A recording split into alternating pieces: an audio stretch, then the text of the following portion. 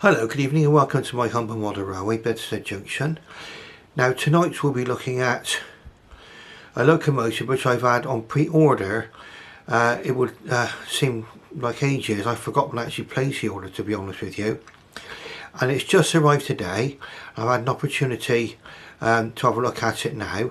So what I'm going to do is I'll open up this locomotive now and unbox it with you. We'll go through it.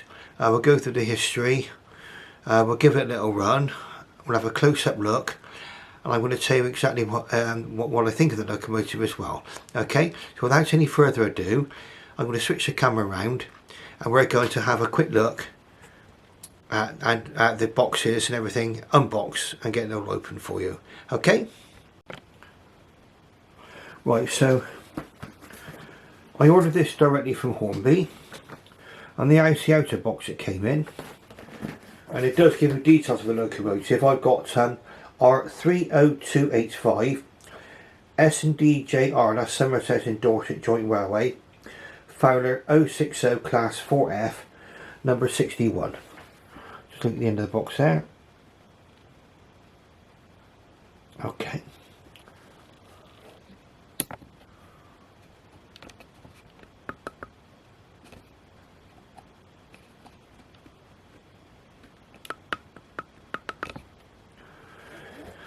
Now what we'll do is we'll take off the outer box first, and then we'll have a look and see exactly what's inside, what we've got for our money.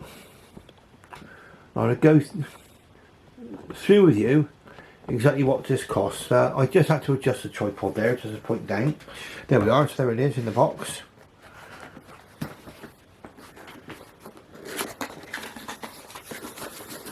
And this is going to be the exact unboxing experience which you can expect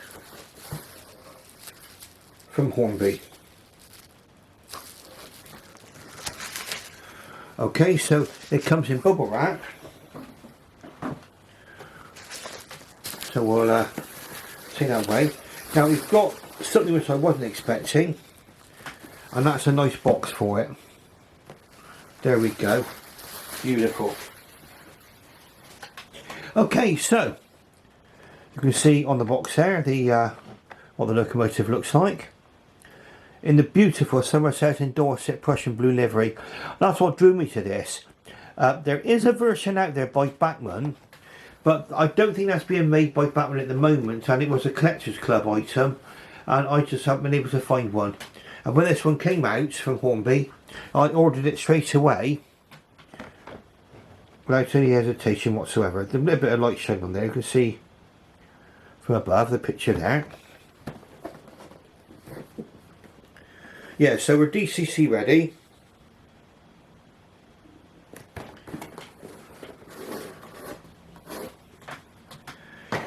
And it actually comes in the block of ice packaging. So we've got some high hopes for this model.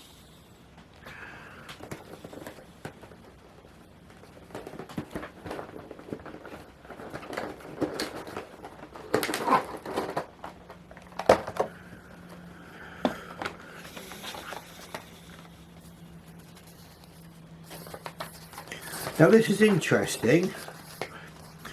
The instruction sheet is the same for the Fowler Class 4F and the 2P. Now the 4F is an 060 and the 2P is a 440. There you are, that's a lot of information on the front there, information about routine maintenance and general advice.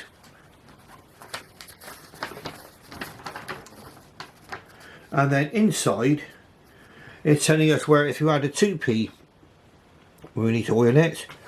Pardon me. We'd have the 4F, which is what we got here.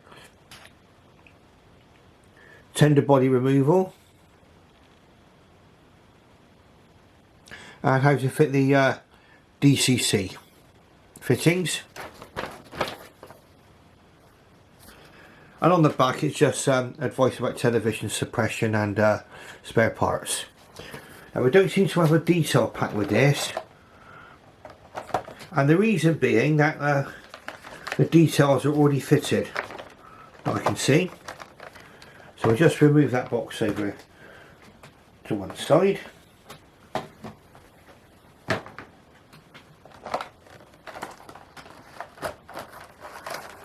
Like I said, I've been waiting quite a long time for this locomotive to come. There it is in this block of ice packaging. I'll pull this out.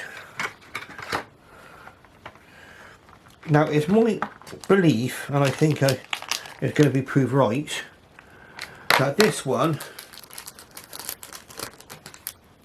probably owes a lot of its heritage, model wise, right back to Airfix.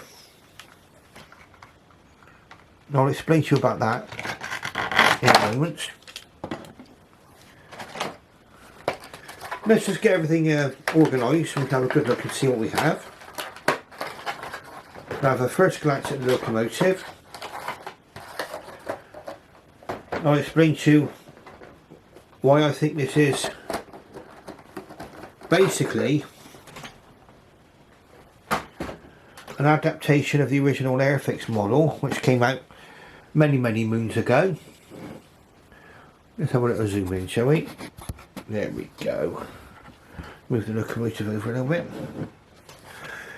Well, it's a very attractive locomotive nevertheless.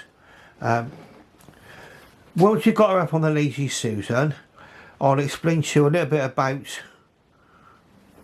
the locomotive and what we get. Now, the old Airfix model of this of the 4F was tender driven.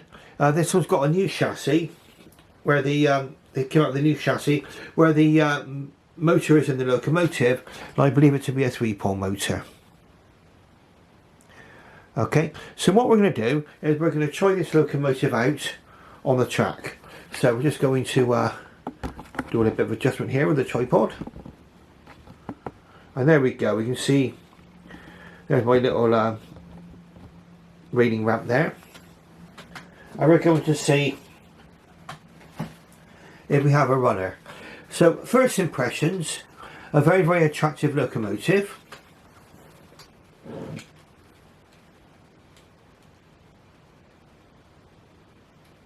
And yes, I believe that they have used a lot of the Airfix tooling from way back when. Okay, so we'll just get this one onto the track and we'll see how she runs. I guess that would be the case when I ordered this.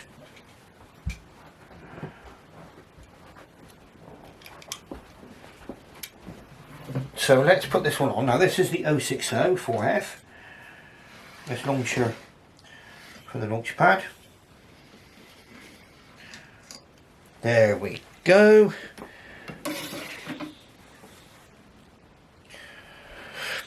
And now we'll give it a little running test to see what it's like. Let's see if we can go backwards and forwards. Right, so let's try reverse first. Okay, appears to be running. Let's try it forwards.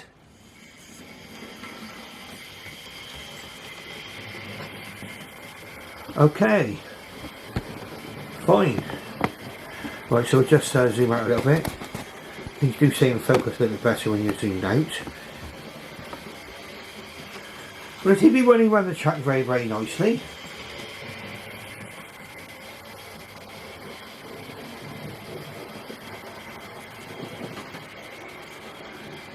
And we'll do a little bit of a history on the locomotive, just briefly. And in fact, we do get a history on the box.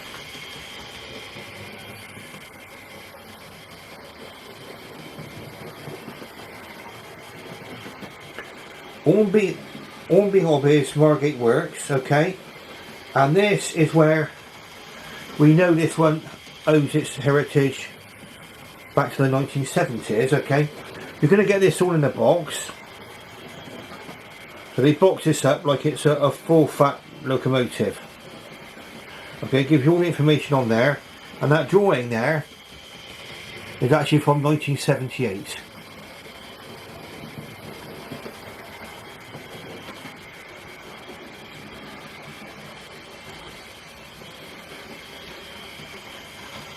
Now the 060 for quite some time was a standard freight locomotive for the Midland Railway and later the LMS.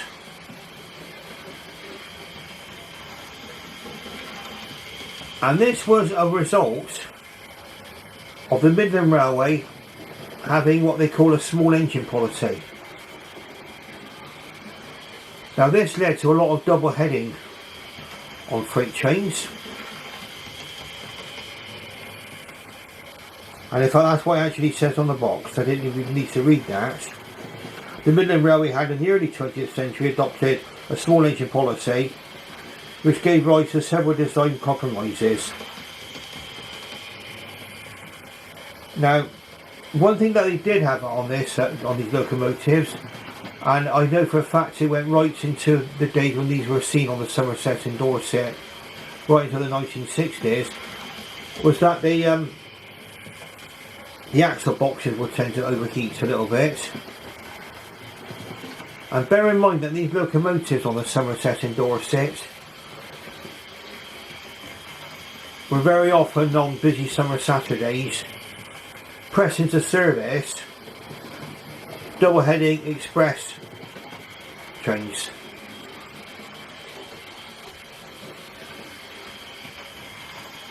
And I get the impression from looking at photographs and from books and things and videos, Ivo Peters' collection obviously is about the Somerset and Dorset Joint Railway, that they literally would use anything that would get their express passenger trains over the steep gradients of the S&D. Okay, so we've got a model that runs really, really well here. And in fact, even though it's a freight locomotive, we're going to give it a passenger train because they were used on local passenger trains as well on the Somerset and Dorset Joint Railway. I could put a freight train on. So I've got the goods shed out tonight. Please forgive me if I'm a bit drowsy tonight. It's been a bit of a long day today for me. Okay, but we'll get there. Okay, so we're doing very, very well. Okay, so I'm quite pleased with the box and everything, how this one came. But this model very much does give away its ancestry as an Airfix model. Now I suspect, probably the nearest competitor that you would have in this livery of a 4F would be the one that's made by Bachmann. I've got a 4F in BR livery, but I would give you a good example of what a 4F looks like made by Bachmann. And there is, as far as details are concerned,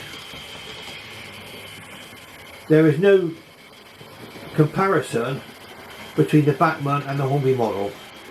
In fact, what we might do is get them both together on the Lazy Susan. What you need to bear in mind though is the price. When these locomotives came out, they weren't a bad price. I think even on the Hornby website, which I got this one from, it was £139.99, 240 quid basically.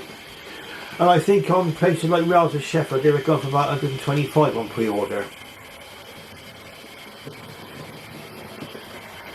The price has now gone up to £154, okay.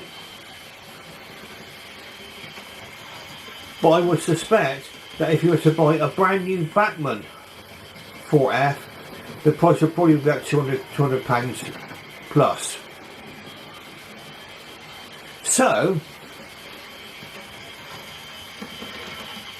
although it's got the original Airfix tooling that I can see, personally I don't think that represents poor value if you compare it to what you could get as a 4F from competitors. What you can get for the same money if you bought a different locomotive, again, is something else again. I've seen Dapple's Manor Class for about 150, 160 pounds. So there's not much difference in price with what you're getting. But as a 4F,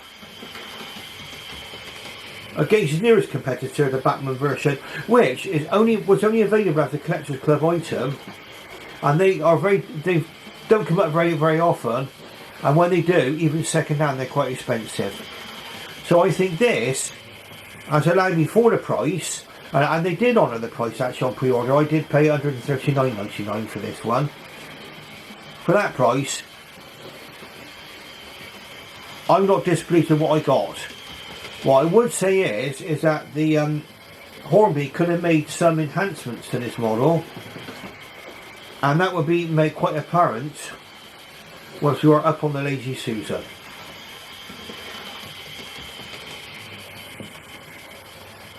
Now we're going to go around one more time. Right, no glowing firebox as we're going round, nothing like that.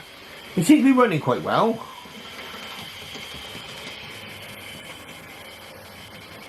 And on the layout, I mean, if you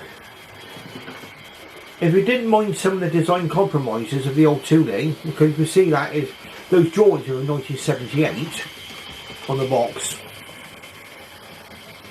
then I think we're doing okay. Right, so what I'm going to do is we're going to stop this one now. I'm going to get Lazy Susan out. I'm going to have a close look at this locomotive. Right, so here's our 4F on the Lazy Susan. Now, livery wise, I'm quite pleased with this. Okay, got nice lining on it. I think it's a good representation of the blue livery. Yeah, not bad at all. Some little extra details on here. Let's get the a pointer of some kind.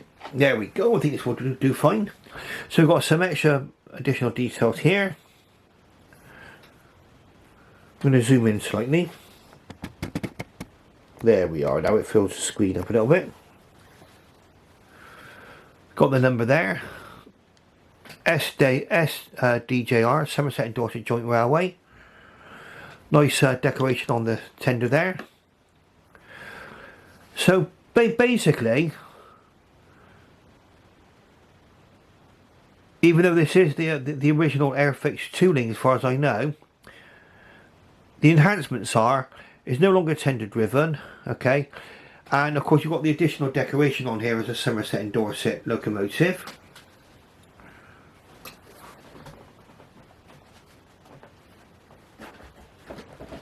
Bear with me just a moment. Yeah, and it's number 61, this locomotive. You can see that on there clearly. I should imagine that's the shed builder's plate on there. Even the steps are decorated. Decoration wise, very nice.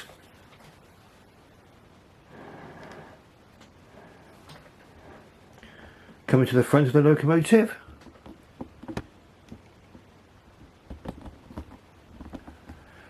S&DJR on the buffer. Now we've got, let's just turn that round a little bit. There we go. We've got metal buffers, but I assure you they are not sprung. I'm not even going to try to push them, okay? They are not sprung, which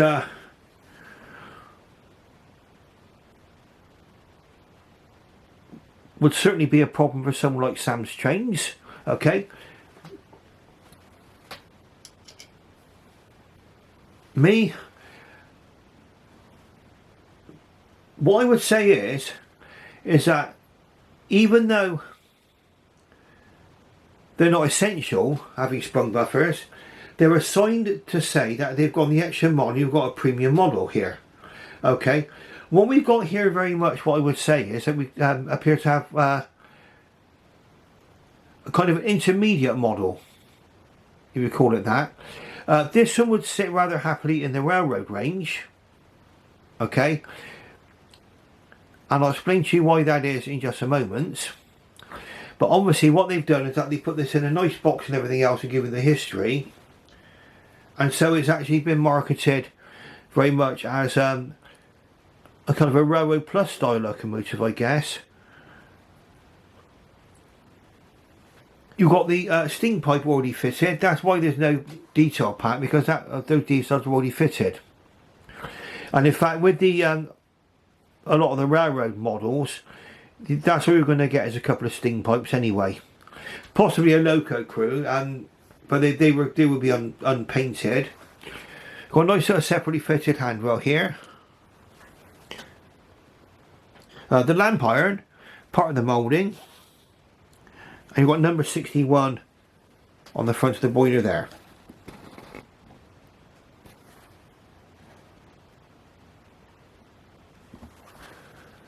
Coming right to the other side.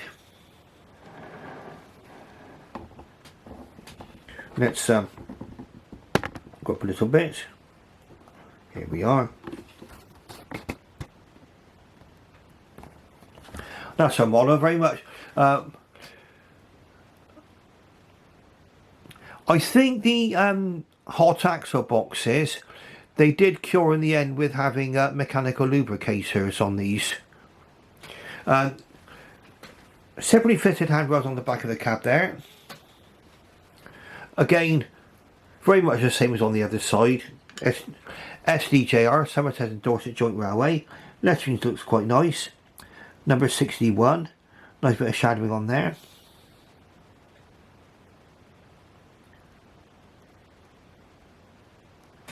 Axles, you can see the metal axles sticking through there. So, what you think of that, what you will. The wheels are also in blue. So I think decoration wise, if you're looking at it for the Somerset and Dorset Joint Railway decoration, yeah, I'm quite pleased with this.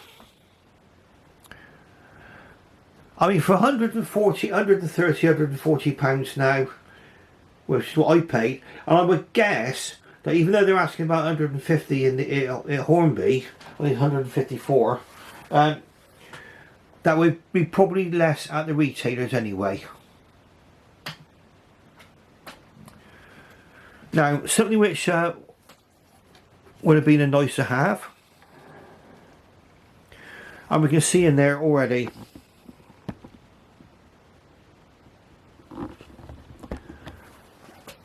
even though there's cab detail, it's all black and has not been picked out in any way at all.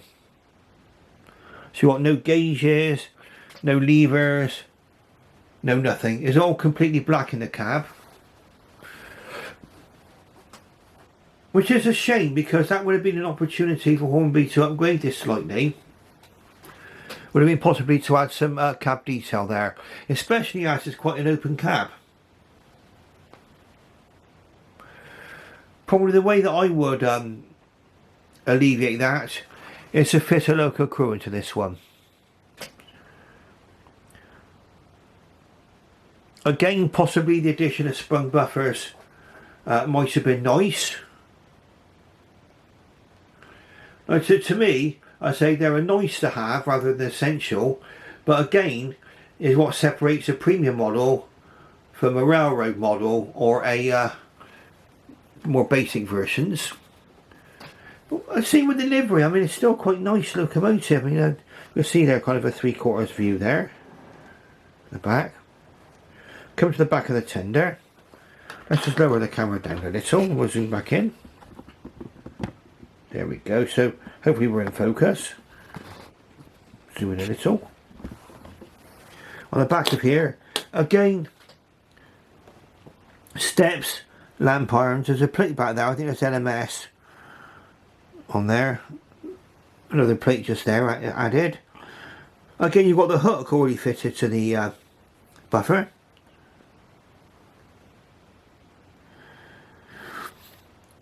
And also you've got your unsprung buffers there. The coupling is a NEM type coupling, small narrow coupling. So that's an up-to-date coupling now, which will be pleasing to some reviewers.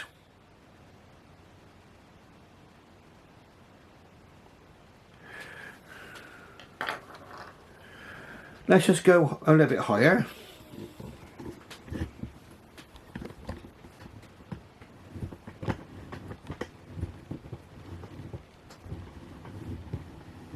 Up and away.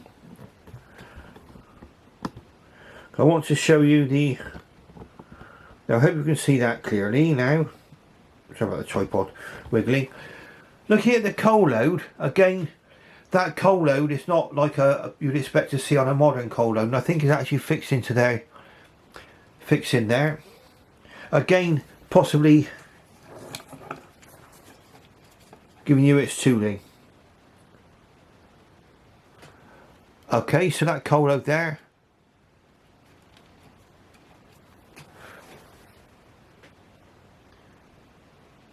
Now, in the front of the tender, I don't know if we can quite get the details in there so you can see that, but you do get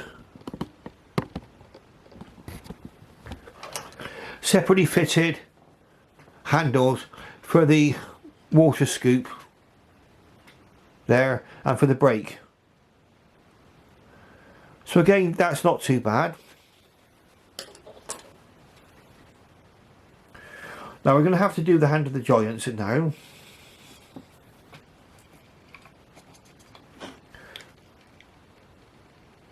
No provision for the fitting of brake rigging.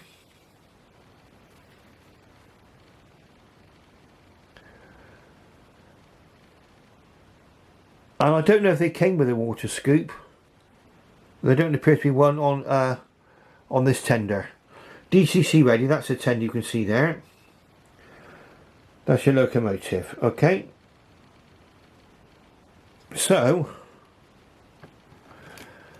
no provision for brake rigging.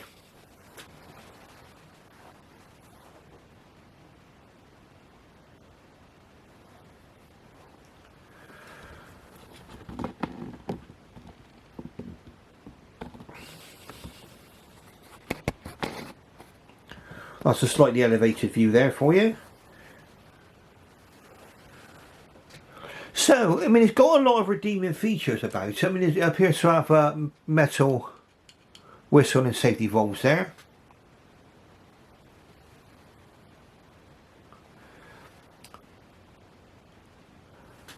The coupling underneath as well. That looks like it's possibly a squirrel at either end. It's not the usual plug either. So I don't know what that would be like trying to detach the tender from the locomotive. I don't think I'll be trying to do that.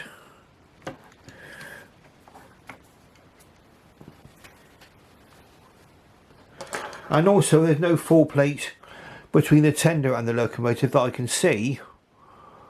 But it don't look too bad to me.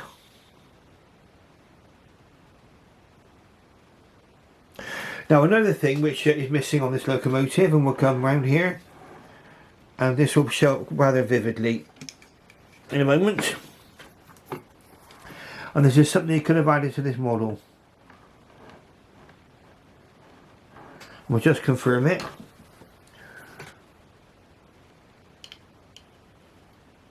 Oh dear. Let's go up here. I don't know if you can see this very clearly. There is no cab glazing.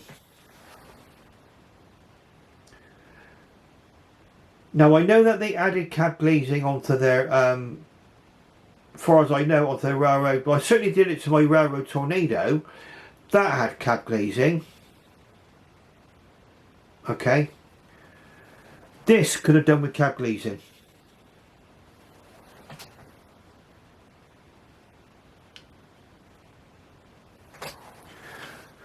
I mean, surely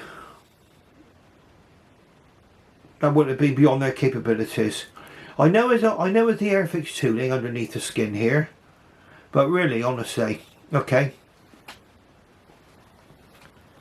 So that leaves me with a bit of a mixed feelings about this locomotive.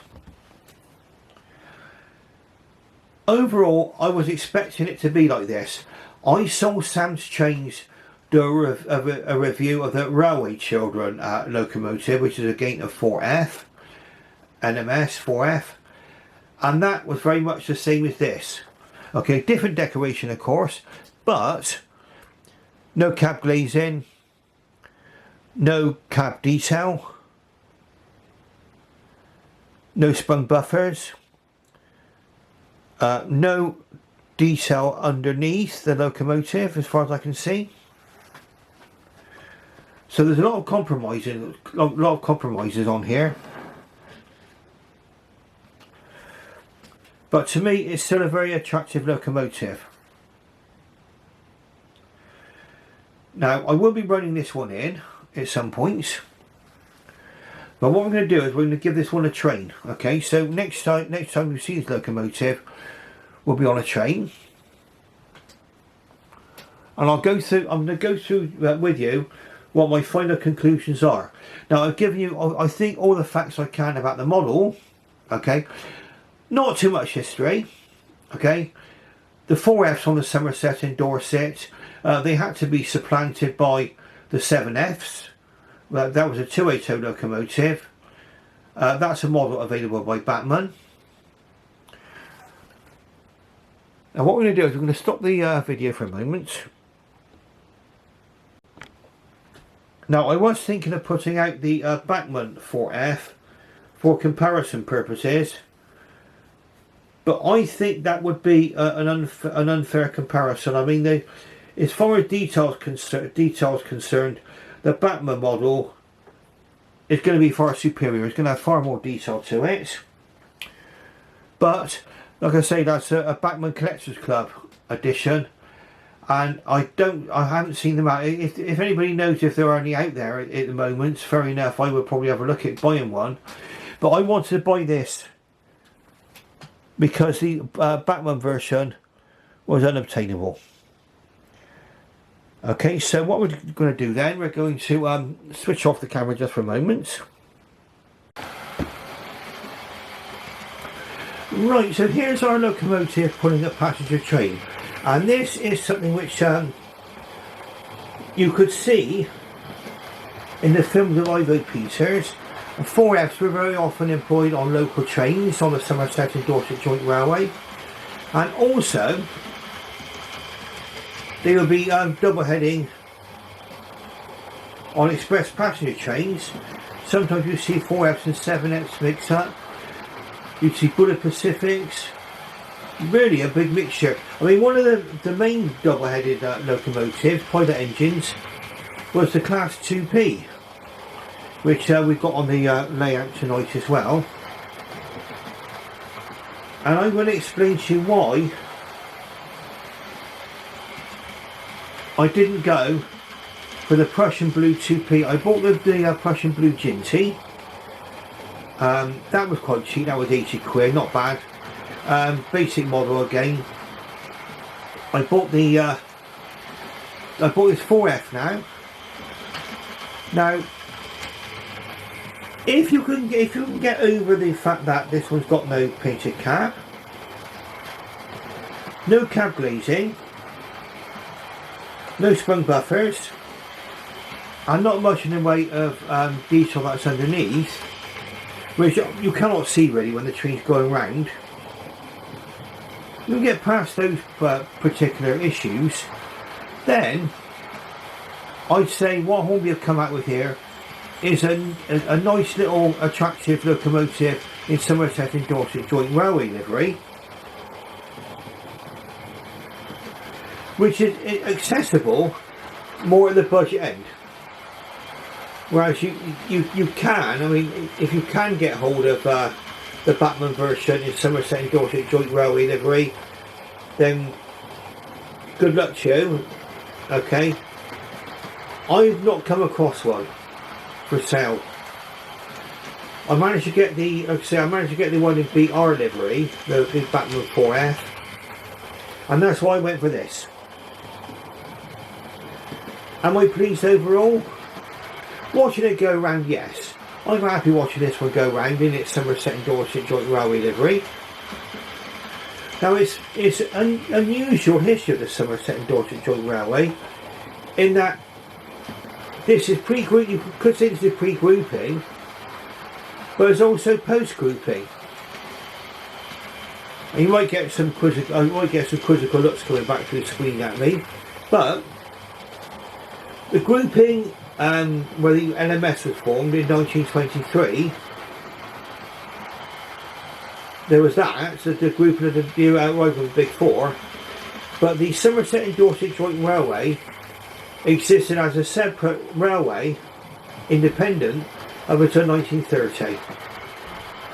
And in fact, the Somerset and Dorset Joint Railway continued to have its Prussian Blue livery right up until 1930. Which I think is absolutely gorgeous. I mean, I'm local to the West Country. The Somerset and Dorset Joint Railway originally ran between Highbridge, well, from Burnham-on-Sea through Highbridge, and then on to towards Cole, where it joined the Dorset Central Railway, and they went down to the south coast. They went down to Bournemouth West ultimately. But then there was an extension to the railway built, which I think was completed in 1874, 1875, which went from Evercreech Junction into Bath Green Park. And it was shortly after, in 1875 I believe, right about then, that the Somerset and Dorset Joint Railway was actually formed. And I believe the Midland then and the Southern, well, the LSWR and then the Midland and the Southern took control. After grouping, obviously, LMS and Southern Railway Control was there. Right, so watching the locomotives, like I say, go round in circles. Another big event, which must have been quite a shock, was that in 1930, Highbridge Works, where they built and maintained locomotives, that was actually closed. It carried on being used for sort of basic maintenance and everything else, but it was actually for building, the locomotive and carriage works was actually closed. And that resulted in the loss of 300 jobs. So that's in the 1930s, way before the Somerset and Dorset Joint Railway was ultimately closed on the 6th of March 1966.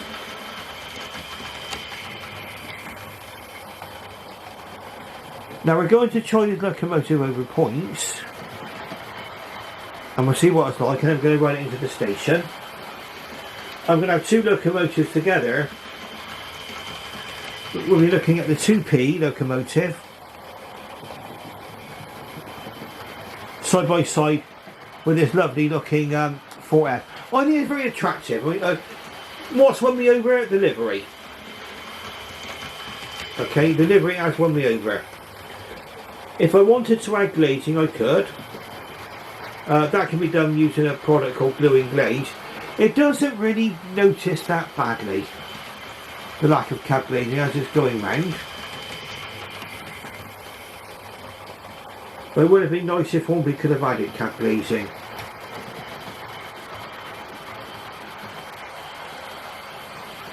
Where do I pitch this one? Railroad Plus territory. Yeah, if you can get one for the retailers, I don't know, I've not looked how much they go for the retailers. I've only just got this on pre-order today from Hornby themselves. What was the buying experience from Hornby? Quite good. It took ages for it to come. I mean, I ordered this when there were pterodactyls flying over my house, okay, and there were brontosauruses walking around, and some unkind people might say I'm old enough to remember that, but anyway, it was, to be honest with you, quite a fair amount of time between when I entered the pre-order, when I got this locomotive eventually. Am I pleased with it overall? Yeah, of course. I'm a glass half full person rather than a glass half empty. Being a glass half full person, I'm looking at the point of view of the livery. The decoration's lovely on it, even if it is missing a few features you'd expect to find on a premium locomotive today. Railroad Plus. basically. Railroad Plus, that's why I put this. Now we're going to stop up at the signals, and I'm going to watch the locomotive go in. Now this is something which I found that Hornby do very, very well actually. Overall, going back through some of my models from yesteryear, it's going over points. So I've got high hopes for this one, putting it to the station with a three coach. It could be a 3-coach local service. So here we go. I don't have any Prussian Blue coaches. I mean, Hornby did come up with some 4 and 6 wheel coaches. They sold out quite quickly. But I think, were they still using those after about 1930? Possibly not, okay. And I'm modelling the locomotive, the Somerset and Dorset Joint Railway, pre-grouping, post-grouping and BR. So we're covering quite a fair period of time there. And I've gone down the mix and match route. Okay, not prototypically correct, I know, but that's where I've decided to go. And these are Midland coaches here. They're by Dapple, these coaches here. So let's have a look then. Let's watch her go into the station. Let's see if it can go in alright.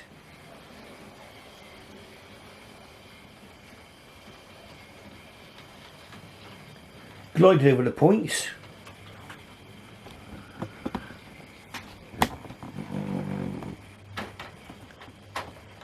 That's the coach finding problems going in over the into the station. I think one of the coaches may have derailed. We shall have a look at that. I'm going to change the couplings on all these coaches here. There we are, we're in the station. Let me just whiz back and have a quick look at that coach. So I think it possibly derailed on the points. These are the old Dapple coaches. I suspect they again go back to the Airfix era. And what I found is that these have got the Airfix style short couplings. If you change them for the larger D-type couplings, they tend to go around points a bit better. Right, so these are the typical locomotives which you would have found on the Somerset and Dorset Joint Railway before the larger locomotives became available. Okay, so this is in the foreground we've got the lovely, in my opinion, the lovely, I mean, look at that decoration is lovely, isn't it? I mean, can I forgive some of the omissions because of its older heritage? Yeah, I think so. I mean, look at it, it looks lovely, doesn't it? I'm won over, I like it. Okay, and then we got this is an 060 locomotive. Like I say, used for freight, okay, principally for freight, but on the S&D, they would have been pressed into service for passenger services. The 2P, they were once one of the principal locomotives on the S&D until bridge strengthening on the branch line, the Mangotsfield to Green Park branch line, and bridge strengthening on the S&D itself allowed heavier locomotives to be used. But up until that point, 2Ps were the locomotives used on the S&D. They eventually ended up as being used as pilot engines. So they would very often be piloting 7Fs, Bullet Pacifics, standard class locomotives, you name it. Anything appeared to be going over the Somerset and Dorset Joint Railway, and that was the appeal of the S&D. Definitely the appeal of the S&D. The reason why I've not gone for the new model by Hornby is that I suspect that it's going to be very much the same with this older one. This is Hornby, and this is a tender-driven locomotive here. The new one will probably have a 3-pole motor inside and it would have been altered. But really, when you look at the actual model itself, I would guess that if you put that one up against the modern day version from Hornby, which is in their catalogue at the moment, actually for the same price as a 4F as far as I can tell. They would probably look identical. So it's given me the chance really to have a 2P and a 4F in S&D livery Prussian Blue. Really nice. You can see there's a difference in shade. Now whether or not that blue is too light, or whether that's a darker colour Prussian Blue, I don't know. I think once they look going around the track, it looks fine.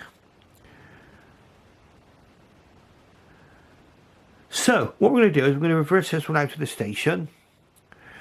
We might have a bit of a problem with derailing carriages, but we're going to give it a go. Give anything a go once and watch it go round. We'll talk a little bit more about it and then we're going to wrap things up. Okay, so let's just see what it's like pulling it out of the station.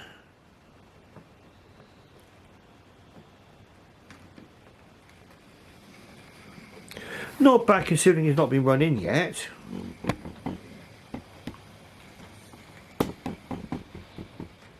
My tripod is a little bit go-y. Remember my layout isn't the... gets put out every time for every running session, so not that I'm complaining.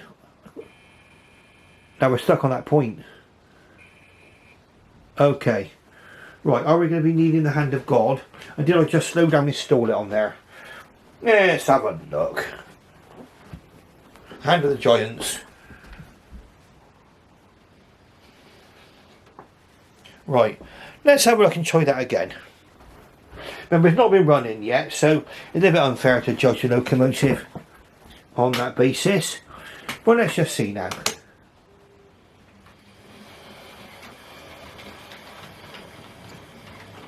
Okay.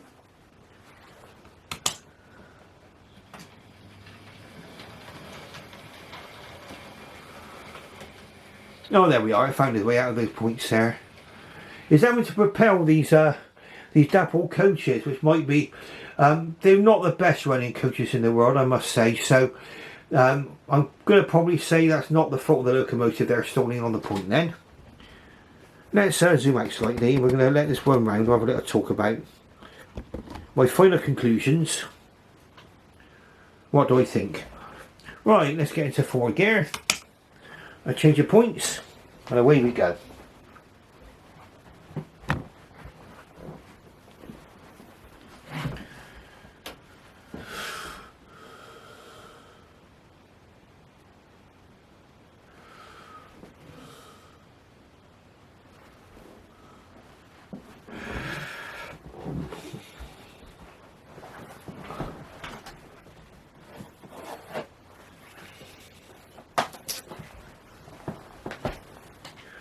Right, let's get underway.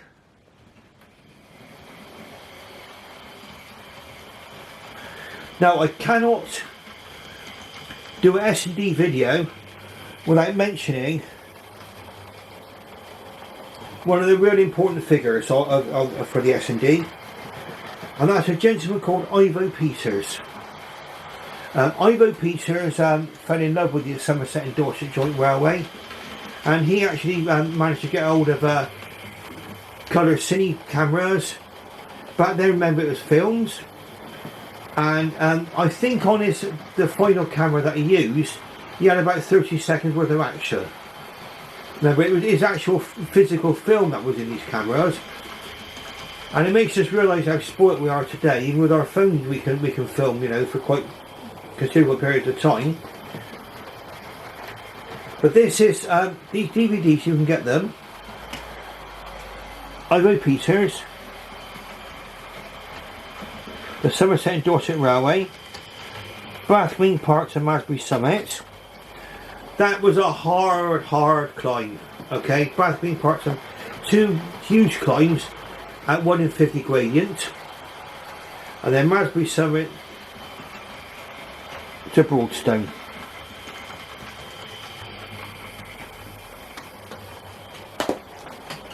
And looking at it today, I mean, obviously the Somerset and Dorset Joint Railway, there are sections of this being reopened. There's a small gauge railway opened up halfway down. They started to restore the station at Shillingstone, and of course there's the work they're doing on the Midsummer Norton station, and there's also the 2 Tunnels Greenway. Now, life's got in the way a little bit of me on my ambitions with the Somerset and Dorset Joint Railway. I definitely want to visit the 2 Tunnels Greenway and look at Coombe Tunnel, and also look at Devonshire Tunnel, and look at Midsummer Norton Station. Okay, that's on my bucket list. Whether or not I can do it this autumn, I don't know. I'm going to see. We're getting near the end of September now. That will be, if I do manage to do that, that's one of my future videos. Well, this locomotive seems to be happily running along.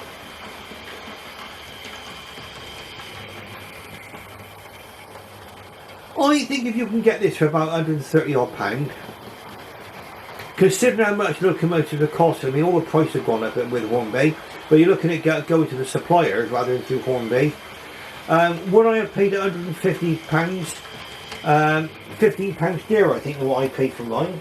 I would have probably thought about it a little bit more, and I would have probably ended up going to one of the retailers, which would have probably sold these at a discount. You can get one of these for about £130-ish.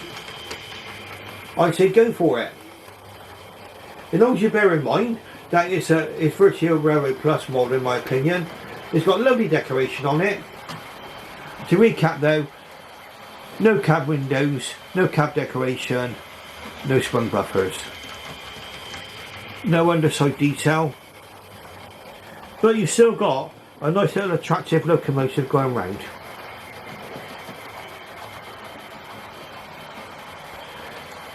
Now, if you have enjoyed, if you actually enjoyed watching this video, please give me a thumbs up. And if you're not subscribed to my channel, please subscribe. I thank you to everyone who subscribed to my channel. I've actually reached 500 subscribers. And I was waiting actually to get this locomotive through the post before I actually did something about my 500 subscribers. I may do a 500 subscriber special. Now this in itself, I've done this review on, I know you've seen this locomotive going round. Now, I'm thinking of ideas for a 500 subscriber special. And I'm tempted to do Somerset and Dorset. In fact, I've got all of the big four. I can do locomotives of the big four. There will be a 500 subscriber special Bonanza video coming out quite shortly. Like I say, once again, for all those of you who have subscribed to my channel, been watching my channel, I'm very, very grateful. I'm very honoured to think that there's been this amount of interest in my little layout. When you think it's only a little layout, oh yes, I think someone, Dan the Horse was asking about this particular railway. How did I build it? Well, it goes out on my bed, okay. It's basically 3 separate baseboards I built. So it's I bought 3 4-foot by 2-foot sheets of MDF, built a frame underneath, which I might show the construction of that at some point, and basically it's supported on 2 planks of wood on the bed, directly on the bed. Okay, and as you can see, I've got it fairly level. It seems to rest on the bed quite nicely actually. I've been running, that's why I've been so happy to run it as it is. And you know, it's quite nice to think that people want to watch my trains go around this little layout.